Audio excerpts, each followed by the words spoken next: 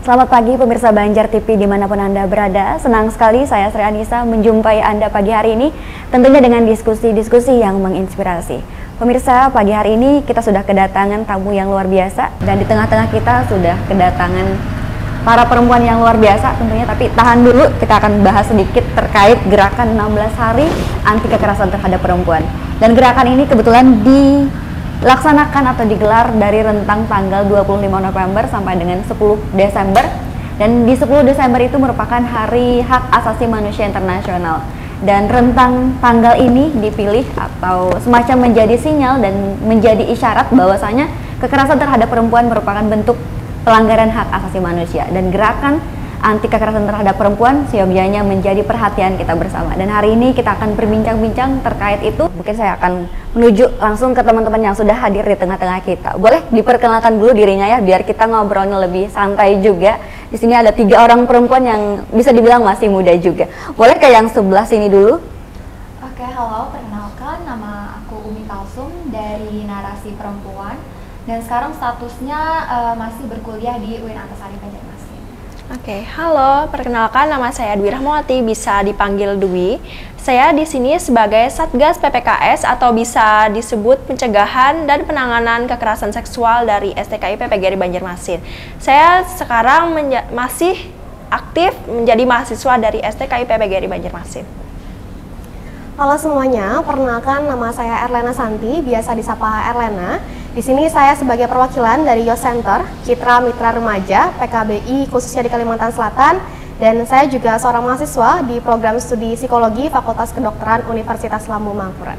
Oke, baik, terima kasih teman-teman. Tadi ada Umi Kalsum ya dari Narasi Perempuan, kemudian Dwi Rahmawati dari Satgas TIKI PGRI Banjarmasin, dan yang terakhir di ujung sana ada Erlena Santi dari Youth Center. Dan mereka ini masih mahasiswa, masih muda juga begitu. Kita tahu bahwasanya penghapusan kekerasan terhadap perempuan itu menjadi gerakan kolektif ya, tidak hanya pemerintah tapi juga masyarakat, kemudian kita sebagai generasi muda juga harusnya menjadi salah satu bagian dari garda terdepan untuk bisa mencegah terjadinya kekerasan terhadap perempuan seperti itu. Oke, kita akan bincang-bincang ke masing-masing komunitas, bisa disebut ya. Kalau dari Narasi Perempuan dulu nih, boleh dikenalkan kira-kira Narasi Perempuan ini apa dan arah atau tujuan gerakannya ke arah mana seperti itu. Karena memang kalau Narasi Perempuan memang akrab ya di telinga kita, tapi mungkin ada teman-teman dari yang masih belum kenal seperti itu dari Narasi Perempuan. Oke, jadi Narasi Perempuan itu sendiri lahir atas keresahan bersama terkait permasalahan dan juga ketidakadilan yang dimana itu berbasis gender yang seringkali dialami oleh perempuan. Nah, Narasi Perempuan itu dibangun oleh perempuan-perempuan muda kampus, yang dimana narasi berkomitmen untuk menjadikan komunitasnya itu sebagai ruang bagi setiap anggotanya dalam mengembangkan kepercayaan dirinya dan juga bersikap kritis dalam membaca setiap situasi seperti itu.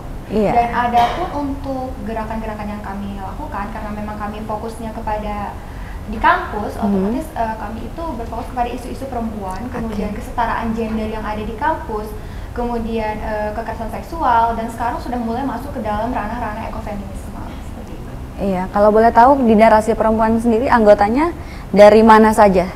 Oh iya, anggota Narasi Perempuan itu latar belakang kampusnya beda-beda ya. Jadi ada yang dari Sarimulia, kemudian ada dari UIN Antasari Banjarmasin, ada dari UNLAM, kemudian ada juga yang dari UNISKA.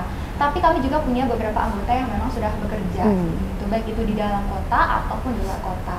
Oke, menarik sekali, dari lintas kampus bisa dibilang seperti itu ya. Tapi tahan dulu, kita akan kenalan ke yang sebelahnya. Dari Satgas TIKI PGRI Banjarmasin, kalau boleh tahu dari TIKI PGRI Banjarmasin untuk Satgasnya sejak kapan nih dibentuknya? Kalau dari Satgas PPKS sendiri itu dibentuknya mulai tanggal 27 Mei 2022. Jadi kira-kira sudah 5 bulan yang lalu ya. Ya, baru menetas gitu. Ya, baru menetas baru 5 ya. bulan yang lalu. Ya, kalau anggotanya sendiri itu ada kira-kira ada berapa orang, dan untuk proses rekrutmennya bagaimana? Kalau anggotanya sendiri ada 4 orang, yaitu terdiri dari 1 dosen dan ada 4 mahasiswa yang ditunjuk oleh petinggi dan dosen langsung yang mempercayakan kepada kami 3 orang mahasiswa yang menurut beliau itu kami bisa menangani masalah tersebut. Ya, begitu. Ini lahir sebagai salah satu bentuk respon ya terhadap tingginya angka kasus kekerasan seksual di kampus seperti itu. Luar biasa sekali. Sekarang saya ke Youth Center, mungkin masih dalam pertanyaan yang sama juga. Youth Center sendiri mungkin bisa dibilang komunitas apa dan kemudian gerakannya ke arah mana? Oke, mungkin kita boleh mundur sedikit gitu ya. Jadi Youth Center ini adalah di bawah naungan PKBI, yang mana kalau kita melihat PKBI terlebih dahulu itu kan perkumpulan keluarga berencana Indonesia gitu, yang memiliki fokus terkait dengan kesejahteraan keluarga, kemudian kesehatan reproduksi. Nah, di PKBI itu sendiri terdapat program remaja, sehingga kalau kita berbicara tentang cash pro dan lain sebagainya, maka nggak akan jauh-jauh dari remaja. Nah, untuk menyampaikan edukasi, pengetahuan kepada remaja, maka perlu dari remaja itu sendiri. Sehingga Youth Center hadir, kalau di Kalimantan Selatan namanya Citra Mitra Remaja gitu ya, hadir untuk membantu PKBI dalam menjalankan programnya, seperti itu. Oke, luar biasa sekali. Karena memang betul, kadang hal-hal yang sifatnya terkait remaja lebih sampai juga disampaikan oleh mereka yang seumuran seperti itu, bisa dibilang seperti itu. Oke, masih dalam topik yang terkait kekerasan terhadap perempuan ini, saya mau ke narasi terlebih dahulu. Tadi luar biasa sekali dari lintas universitas bisa dibilang seperti itu. Kemudian sejauh ini advokasi apa saja yang dilakukan oleh teman-teman dari narasi perempuan? Bisa dikatakan bahwasanya advokasi itu salah satu program kerja kami. Ini adalah sebagai bentuk respon dari peraturan baru ya, yang seperti kita ketahui yaitu Permendikbudristek nomor 30 tahun 2021. Nah, yang dimana berdasarkan peraturan tersebut kan diharuskan setiap kampus itu memiliki yang namanya satgas.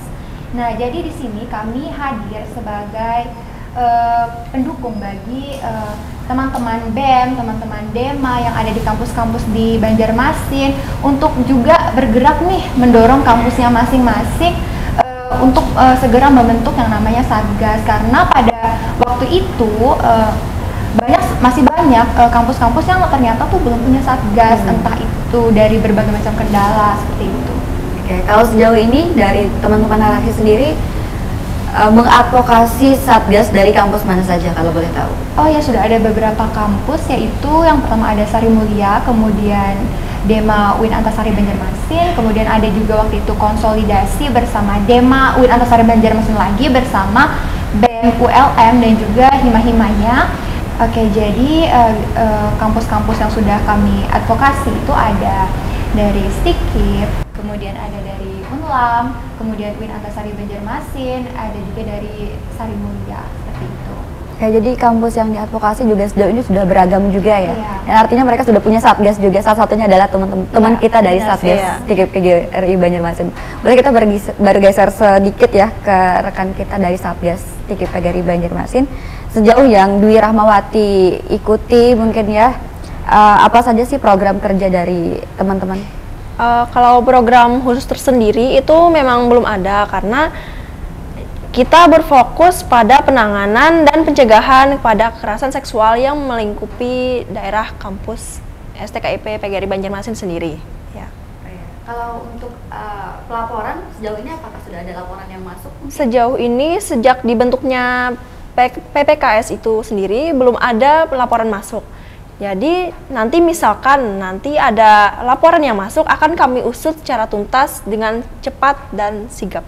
Oke, luar biasa sekali. Tapi untuk alurnya nanti kita akan bahas lebih lanjut. Saya mau ke Youth Center dulu, jadi tahan dulu ya untuk bagaimana proses alurnya. Barangkali teman-teman dari STIKIP PGRI Banjarmasin membutuhkan ya pengetahuan atau info terkait bagaimana alur pelaporan tersebut. Ya, boleh ke Youth Center. Kalau di Youth Center sendiri anggotanya itu tadi beragam ya, dari macam-macam kampus mungkin seperti itu. Kemudian proses rekrutmennya juga bagaimana kalau boleh tahu? Oke, jadi perlu kita garis bawahi terlebih dahulu gitu ya. Jadi Youth Center ini bukan suatu organisasi yang terbentuk secara struktural, tapi lebih ke relawan para remaja gitu. Kalau berkaca dengan diri saya sendiri, kebetulan saya juga memang memiliki minat atau menekuni bidang remaja seperti itu. Nah, awalnya itu memang mengikuti pelatihan yang diselenggarakan oleh PKBI, kemudian juga akhirnya gitu ya, terlibat dalam beberapa program gitu, membantu PKBI dalam menyelenggarakan programnya, seperti itu.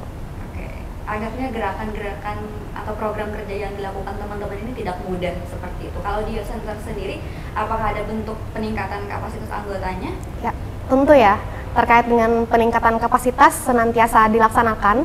Tadi saya sempat singgung di awal gitu, saya pun juga awalnya gitu ya dari pelatihan. Nah, PKBI ini juga muaranya atau pusatnya juga ada.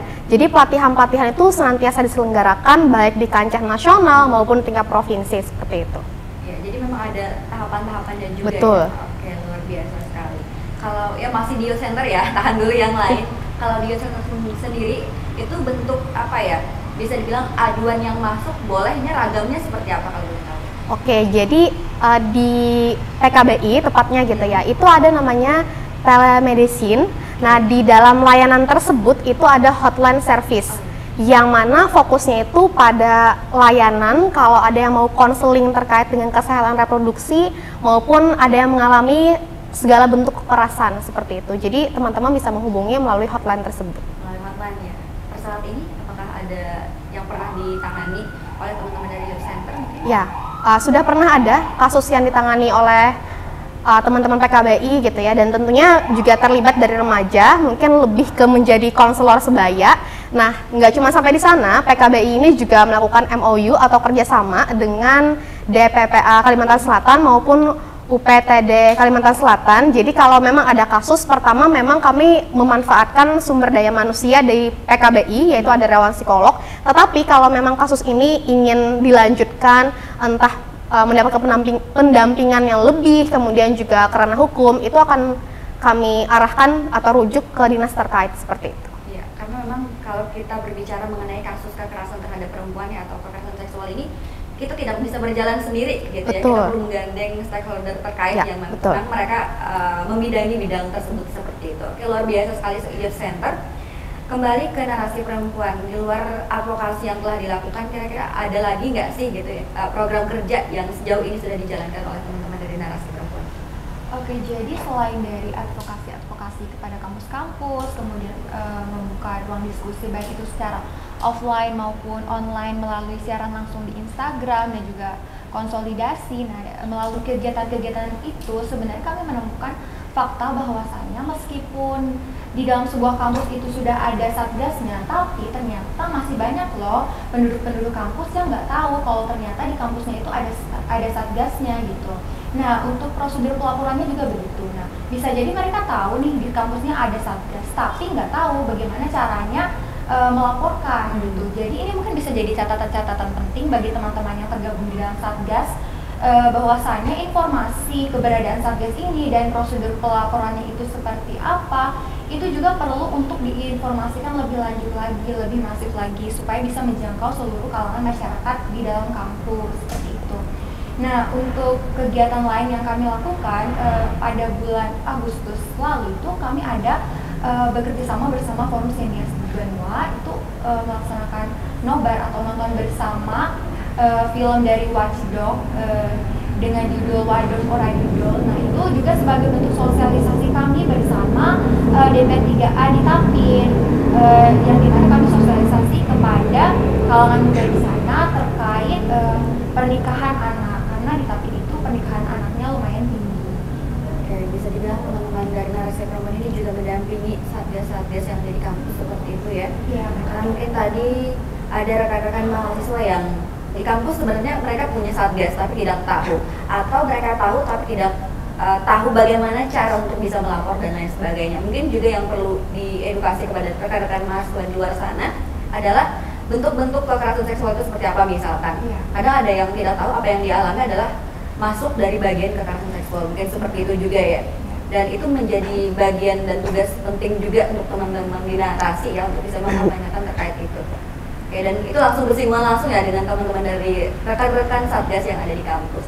Boleh ke teman dari satgas TIP PGRI Banjarmasin melanjutkan yang tadi, kalau ada teman-teman dari TIP PGRI Banjarmasin yang kiranya ingin melapor, itu tahapannya seperti apa dan akan diproses bagaimana? Oke, jadi alur tahapan untuk melapor kepada kami yaitu yang pertama, kami akan melayani ketika korban itu melapor kepada kami dengan membawa sebuah formulir yang berisikan kapan waktu kejadian, di mana tempat kejadian perkaranya, bagaimana keterangan saksi, dan bagaimana kronologisnya. Nah, di situ kami akan memeriksa berupa laporan, apakah laporan ini valid, benar gitu, sesuai apa yang terjadi dengan pernyataan saksi.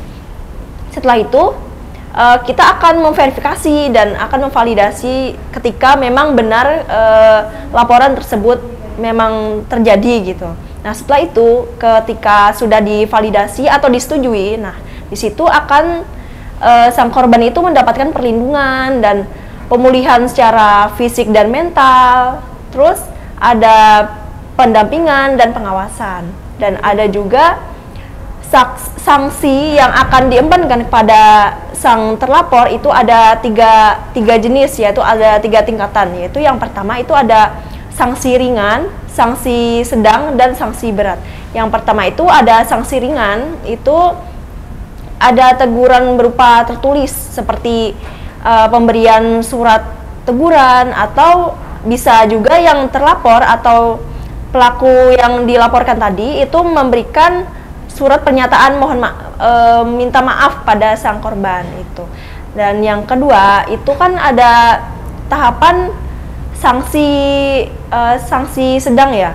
Jadi sanksi sedang itu ada, misalnya nih, ada mahasiswa yang sedang terlibat dalam organisasi. Jadi di situ dalam setiap organisasi itu kan ada posisi jabatan, divisi gitu. Nah, di organisasi itu mahasiswa itu akan dicabut jabatan yang sudah diemban dia di organisasi tersebut. Nah, ketika mahasiswa umum yang melakukan kekerasan seksual terhadap korban itu akan diberikan sanksi berupa seperti perkuliahannya diberhentikan sementara atau skors gitu. Sedangkan yang sanksi berat itu akan langsung diberhentikan permanen atau dikeluarkan di DO gitu. Jadi memang ada beragam ya, tergantung tingkat kasusnya, pelecehan atau kekerasannya juga. Iya. Luar biasa sekali. Kalau dari Satgas kalian, apakah ada bentuk pelatihan untuk teman-teman dari pengurus mungkin? Sejauh ini belum ada pelatihan yang kami jalani, namun sudah ada buku pedoman SOP mengenai kekerasan seksual dari Kementerian Pendidikan sendiri. Jadi kami berpacu pada buku pedoman itu gitu. Iya, jadi ada panduannya ya, iya. Lepas dari itu. Iya, sudah terikat gitu. Luar biasa sekali, dan tentunya itu juga menjadi panduan untuk mungkin satgas di kampus lain juga ya. Iya. Lupa. Oke. Ke Youth Center, kalau di Youth Center sendiri, Erlena Santi, itu bagaimana? Apakah ada program lain yang dijalankan? Mungkin bentuknya seperti apa, boleh diceritakan? Oke, jadi kalau di Youth Center tentunya tadi seperti yang sudah disebutkan di awal, membantu PKBI dalam menyelenggarakan program remaja gitu ya. Yang sudah kami lakukan, upaya kami dalam mencegah kekerasan ini adalah melakukan sosialisasi ke sekolah-sekolah, terutama yang di wilayah Kalimantan Selatan, kemudian juga melakukan pembagian gitu kayak pamflet, brosur gitu, sehingga remaja itu akan mudah mendapatkan informasi atau edukasi terkait dengan kekerasan berbasis gender seperti itu, atau kesehatan reproduksi. Nah, salah satu program yang unggulan dari PKBI yang mana di sana juga melibatkan remaja atau youth center itu adalah Respon. Respon ini adalah suatu program mungkin seperti kita hari ini, kemudian juga ada penyiaran radio yang bekerja sama dengan salah satu instansi atau kampus di Kalimantan Selatan seperti itu, sehingga platform digital itu memang sekarang sangat diluncurkan dari PKBI itu sendiri dalam edukasi remaja. Ya, apalagi di tengah media yang mudah kita akses. Betul. Anggapnya sosial media itu menjadi trik atau solusi yang tepat ya untuk bisa menjangkau generasi muda tadi yang jadi sasaran dari rekan-rekan Youth Center juga ya, sebagai bentuk kampanye, sosialisasi, dan edukasi juga. Luar biasa. Mungkin saya ke narasi lagi ya, kita agak loncat-loncat. Kalau di narasi sendiri, kalau boleh tahu, sudah ada laporan yang masuk sejauh ini? Oke, kalau untuk di narasi sendiri sejauh ini tidak ada. Tapi kami tidak menerima laporan, tergantung sifatnya. Kalau sifatnya itu curhat, kami sangat menerima itu dengan tangan terbuka. Kalaupun ada laporan, paling tidak kami akan mengarahkan si korban ini kepada komunitas yang dimana memang fokusnya adalah menangani kekerasan seksual itu secara langsung, seperti itu. Ya, luar biasa. Tadi kita sudah sama-sama mendengar ya, teman-teman ini bersinggungan langsung dengan korban mungkin ya, dengan kasus kekerasan seksual, kekerasan terhadap perempuan. Dan saya juga ingin kembali mendengar barangkali teman-teman dari Banjar TV juga ingin mendengar kira-kira ada tidak cerita menarik ya di balik pengalaman teman-teman selama ini mungkin. Satu aja mungkin ada dari kalian yang paling diingat sampai hari ini, mulai dari Yosenter dulu mungkin. Oke, mungkin ini salah satu pengalaman yang berkesan ketika kita pelatihan gitu. Karena kita dari latar belakang yang berbeda, jadi saat itu kita membahas terkait dengan peran gender ataupun kekerasan berbasis gender. Saya ingat sekali saat itu seorang laki-laki menyatakan, mungkin ini lebih luas ya, ini terkait dengan gender gitu. Seorang laki-laki menyatakan bahwa ketika laki-laki menangis itu adalah bentuk dia menjaga harga diri dia gitu. Jadi itu sangat teringat saya dalam kepala, sehingga dari saat itu saya juga menyatakan bahwa sebenarnya itu bukan ketika kamu menunda kamu menangis atau ketika kamu menyebut menangis itu bentuk pelanggaran harga diri gitu, itu tidak sama sekali, karena mau perempuan, laki-laki, menangis adalah bentuk suatu peluapan perasaan. Contohnya, kalau kita sedang melihat suatu hal yang lucu atau kita sedang berbahagia, maka wajarlah kita tertawa. Begitupun ketika kita dalam keadaan sedih, ya wajarlah kita menangis. Mungkin itu salah satu masih eratnya terjadi stigma gitu ya terkait gender gitu. Dan sebenarnya stigma tersebut juga serupa nantinya berkesinambungan dengan kekerasan seksual seperti itu. Oke, teman-teman yang lain ada yang ingin menceritakan kejadian menariknya, atau mungkin boleh juga persiapan teman-teman masing-masing lembaga atau komunitas untuk memperingati 16 hari anti kekerasan terhadap perempuan. Mungkin boleh dari narasi perempuan.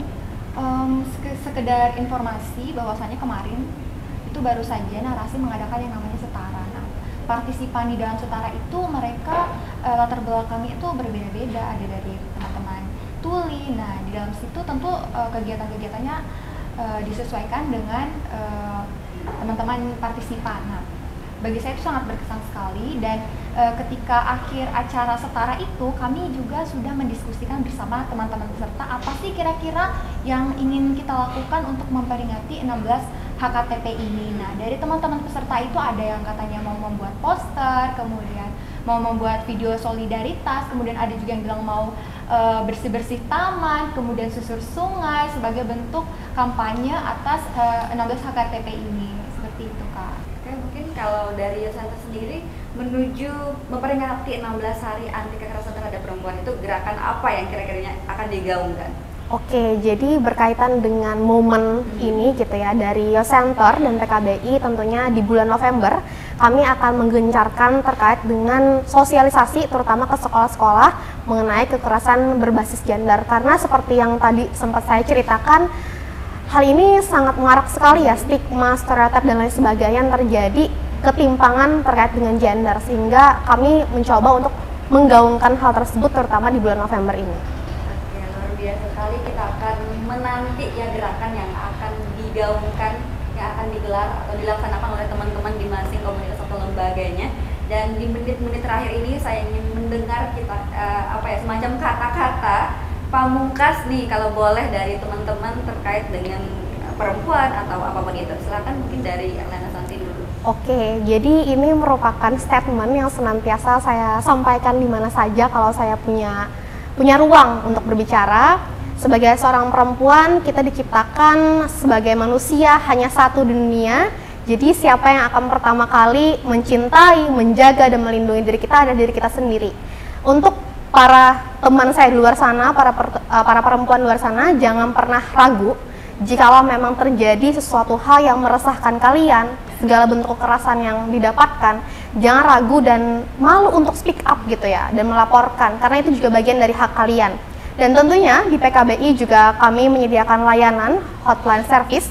Teman-teman bisa menghubungi, mungkin boleh disimak ya nomornya di 0898 8196 880 untuk mendapatkan pelayanan terbaik demi kebaikan kita bersama.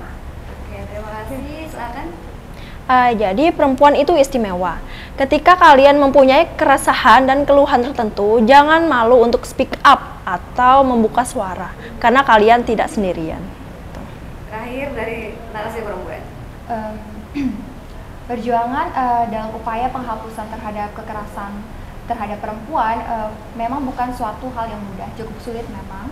Maka dari itu, melalui peringatan 16 HKTP yang akan mendatang ini menjadi pengingat bagi kita semua untuk terus menyuarakan upaya-upaya tersebut. Karena semakin nyaring kita bersuara, maka semakin banyak juga orang yang mendengar, dan harapannya semakin banyak perempuan yang terketuk hatinya untuk menjadi berani mengambil bagian dalam upaya penghapusan kekerasan terhadap perempuan itu sendiri. Oke, luar biasa sekali. Tadi sempat disinggung bahwasanya ini semoga menjadi gerakan untuk bisa memanggil yang lain untuk bisa kembali dan ikut terlibat dengan gerakan teman-teman. Tadi juga disinggung juga bahwasanya sejauh ini dan selama ini banyak kasus kekerasan terhadap perempuan yang muncul ke permukaan, tapi kita tidak menutup mata dan tidak menutup diri juga, banyak yang tidak berani speak up, dan hadirnya teman-teman, komunitas teman-teman ini semacam apa ya, menjadi marwah kembali menghidupkan bahwasanya ada loh, kita akan rangkul sesama, dan harapannya semakin banyak juga orang yang speak up. Dan tidak hanya itu, harapannya juga kita bisa sama-sama mampu menciptakan ruang yang aman ya, ruang aman, ruang yang nyaman, ruang yang bisa ya aman untuk semua, tidak hanya laki-laki, tidak hanya perempuan, tapi semua gender seperti itu. Dan harapannya apa yang dilakukan teman-teman bisa terus berlanjut dan bisa memanggil perempuan dan orang-orang lain untuk bisa terlibat dalam hal yang sama juga. Kita sama-sama menolak adanya kekerasan terhadap perempuan seperti itu. Dan mungkin akhir kata, semoga kita bisa sama-sama berkolaborasi nantinya, bisa menggabungkan lagi bentuk program-program yang mungkin dijalankan oleh teman-teman yang lain. Baik, saya Sri Anissa pamit undur diri, sampai jumpa.